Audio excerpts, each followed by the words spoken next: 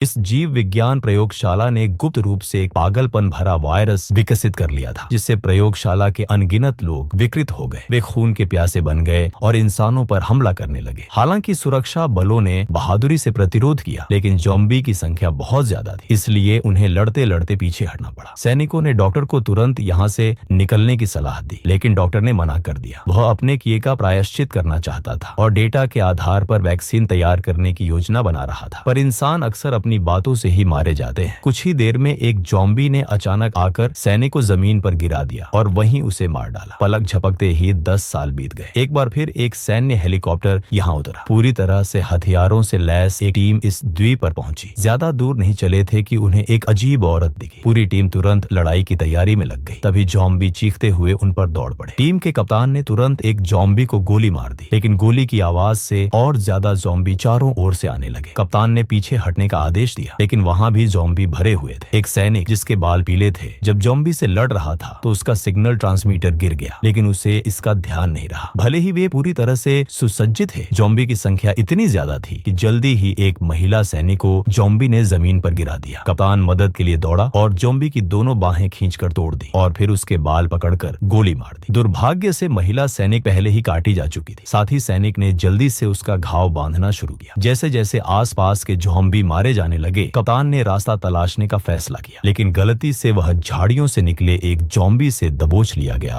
और मारा गया। अब उपकप्तान आवेई ने अस्थायी रूप से कमान संभाली। वे जल्दी ही प्रयोगशाला के मुख्य अड्डे पर पहुंच गए। वहां के ज़ॉम्बी भी आवाज सुनकर उनकी तरफ दौड़ पड़े और फिर एक और भयंकर लड़ाई शुरू हो गई। जब सभी खतरे में थे, दूसरी टीम के कुछ बचे हुए लोग वक्त पर आ पहुंचे और थोड़ी राहत मिली। सभी लोग प्रयोगशाला पहुंचे और बातचीत में पता चला कि सभी का मकसद एक ही है, जिंदा बचे हुए डॉक्टर को ढूंढना। वे आगे बढ़ते रहे। जैसे ही वे सीढ़ियों के मोड़ पर पहुंचे, 2 गोलियों की आवाज आई। देखा तो 2 ज़ॉम्बी बंदूक लेकर घूम रहे थे। आवेई उन्हें मारने ही वाला था कि अचानक एक आदमी ने उसे गिरा दिया। आवेई